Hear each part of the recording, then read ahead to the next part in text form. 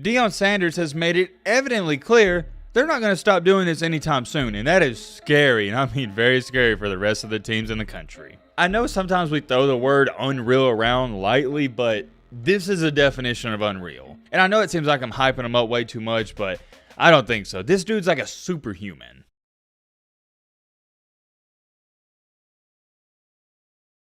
Travis, you're different, my man, but not different in a bad way, different in a good/great way. And what's so funny about the situation is it feels like it was 10 years ago when I was talking about Travis Hunter decommitting from Florida State and going to Jackson State. For some odd reason, it feels like that was 10 years ago, but it also feels like it was yesterday. Does that make sense? I don't know. I hope it does. I remember all the people writing comments under the videos, tweeting at me, yo, Matt, this is stupid because he's not going to get developed. He's going to play against wishy-washy competition. This isn't going to be good for his NFL draft status. If he goes to Jackson State, none of these NFL teams are going to look at him, and he's not going to play against good players, so therefore he's not going to get better and he's not going to improve. A lot of people use the old saying that iron sharpens iron, and if you're the best player, why would you go to Jackson State? Why wouldn't he go to Florida State or Alabama or Georgia, where he'd be surrounded by monsters and that would prepare him for the NFL? And you know what I told all those people, and hopefully some of y'all remember this? Blah, blah, blah, blah, blah, blah. Shut up. I don't care. I didn't care if Travis Hunter went to Florida State or Jackson State. I told people when he went to Jackson State, it didn't matter. It didn't matter where this young man was going to play. He was going to ball out, and it wasn't going to affect anything. You have to understand something, guys. There were already eyes on Travis Hunter.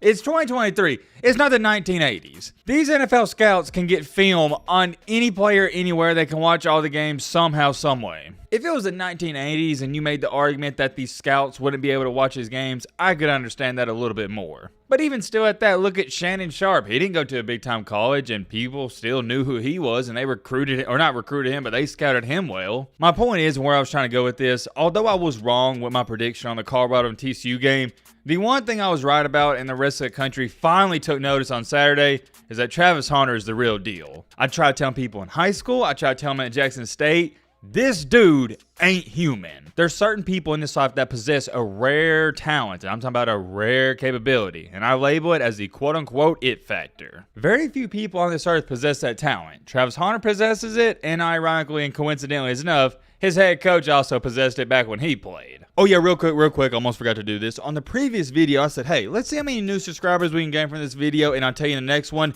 and we gained over 400. 400 subscribers off one video. That's crazy, and hey, why not? Let's try it again. We're on the road to 300K, so if you're new to the channel and not subscribed, let's see if we can beat that. Let's see on this video if we can gain 500. So if you ain't subscribed, and trust me, there's a lot of you watching and aren't subscribed, consider joining our community. We'd love to have you here. We love talking about college football, but more importantly, we love talking about Colorado. So yeah, consider joining, but let's get back on track and lock in. I wanted to start the video with that because it's so funny to me how the rest of the country is just now waking up and realizing Travis Hunter is quote-unquote him. That's what he calls himself, and that's what Deion calls him, right? And if you kept up with this kid ever since high school in Jackson State, you know this. He's always been this great. The only difference is he's now on national TV, and everybody's watching him. Therefore, this year, he's going to blow up in popularity. Those plays you saw him make against TCU on Saturday, he was making those same plays at Jackson State and those same plays in high school. You can't make this up, man, and as corny as it is to say I'm him or he's him nowadays, yeah, Travis Hunter is him. Now, getting on track here with the main focal point of this video, I can't even believe it. It is Tuesday, and we have yet to even talk about Travis Hunter and his performance that happened on Saturday. I know, right? It's crazy, but there's been so many other things we've been covering. Well, first things first, let's start with this, right? You know Travis Hunter's great. I'm not going to sit up here and rant and rave anymore about him. Or let me change that. I'm not going to rant and rave about his abilities. Here's what I want to focus on and talk about what Travis Hunter did on Saturday that is so surreal. It is so mind-boggling that a lot of people out here don't understand how impressive it is. Because you want to know something? Travis Hunter is so good, he made it look easy. On Saturday against TCU, Travis Hunter played a whopping 129 snaps. Yes, that is right. You heard me correctly. 129 snaps. Do y'all realize some people get winded after playing on one side of the ball the entire game? Travis Hunter played on both sides, and at the end of the game in a press conference or a Post-game interview, he was like, oh yeah, I feel good. I could go out there and play again, play some more snaps. Like, what? The only thing I can compare it to is Steph Curry. I think Travis Hunter and Steph Curry have some unlimited stamina glitch or something. This ain't real. It's not normal. And if you ever played sports, you know this. The most impressive thing that Travis Hunter did on Saturday wasn't any of the plays.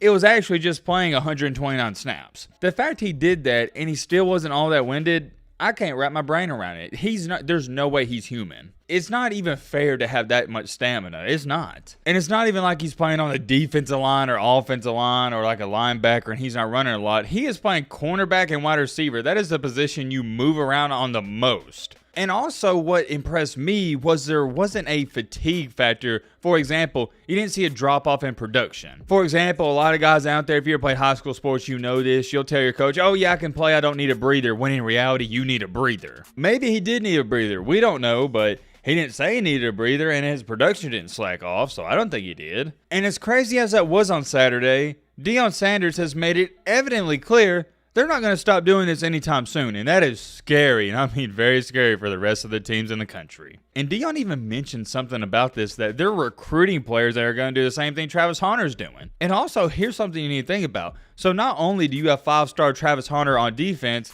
you also now have a 5-star Travis Hunter as a wide receiver on offense. So it's almost like you got two different 5-star recruits, if you see what I'm trying to say. This is the best way to describe it. He's a definition of a game changer. On offense and on defense, he's an X factor. And as great as he is as a cornerback, I'm almost leaning toward the side of he might be an even better wide receiver. And that's not because I don't believe he's a great cornerback. I do.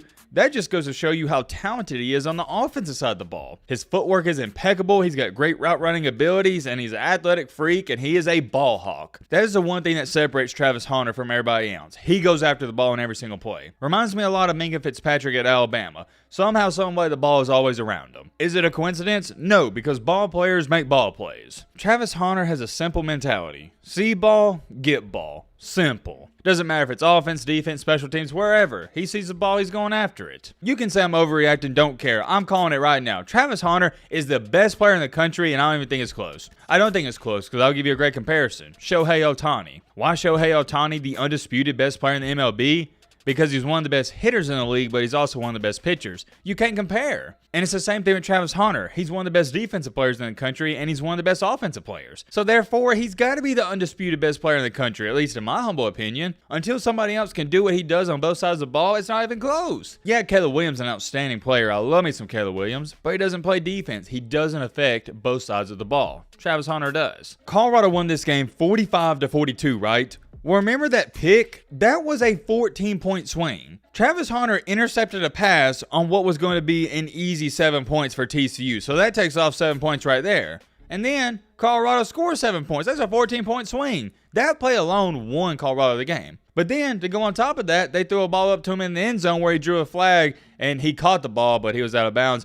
But anyways, on the next play, it was on the 1 yard line. They just ran it in easily. He got him another 7 points on offense. There was another time he broke up a couple passes, forced TCU to kick a field goal, and they missed it. And that's just a couple plays that come into my mind. There was also that one play where he dropped a touchdown, and that would have been 7 points right there. Nobody, and I mean nobody, affects both sides of the ball and both sides of the game like Travis Hunter. I know sometimes we throw the word unreal around lightly, but this is a definition of unreal. And I know it seems like I'm hyping him up way too much, but I don't think so. This dude's like a superhuman. Man, oh man, guys, I have yet to see a player this skilled at the collegiate level in a very long time. At least not at the cornerback and wide receiver position. He just has a rare combination of rare athletic and raw talent, but also he's an extremely intelligent player. And that is a part of his game that gets overlooked, his intelligence. His IQ is off the charts. He always makes the right play. Whether it's on offense or defense, he knows when to take a gamble. That interception he had on the running back, yeah, it was a gamble, but it was a smart one, and that's on purpose. He knows his capabilities. He knew he could get out there and intercept that pass.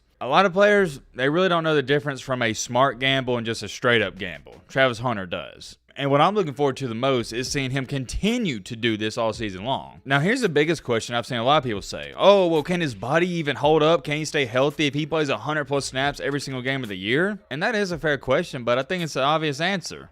Yeah. This guy's an athlete, man. I think some of y'all forget, if you didn't play AAU, I played AAU growing up. Dude, I played 3 to 4 basketball games per day. A lot of these guys that are playing at the college level, they used to play football in the backyard for 7-8 hours a day. I've also heard rumors that Travis Hunter goes to open gyms and he'll play basketball full court for 3 to 4 hours. So yeah, I mean, I guess you could say it would take a toll on his body, but he's an athlete. I don't see a problem with it. He knows what he's capable of and he knows his limits. And you notice, if you paid attention in the game, he let the sideline know when he needed a breather. Because he did take a couple breathers here and there. Only Travis Hunter knows his limits. Matt B. Great or some random person on Instagram or Twitter commenting under his pictures that's eating cheesy puffs while watching the game, you don't know his limits. He does. If you ain't on the Travis Hunter hype train, this is your last warning. You either get on or you're getting left behind. I was on the hype train 2.5 years ago. I don't know where everybody else was. Guess y'all were snoozing and sleeping on him because he went to an HBCU. He just got overlooked because he went to Jackson State. That's all it was. He was making these same plays there, I'm telling you. I watched the film. I studied. He made the same exact plays. I could go on and on. I'll leave it at that. I do want to speak on this. Let me know your thoughts down below. But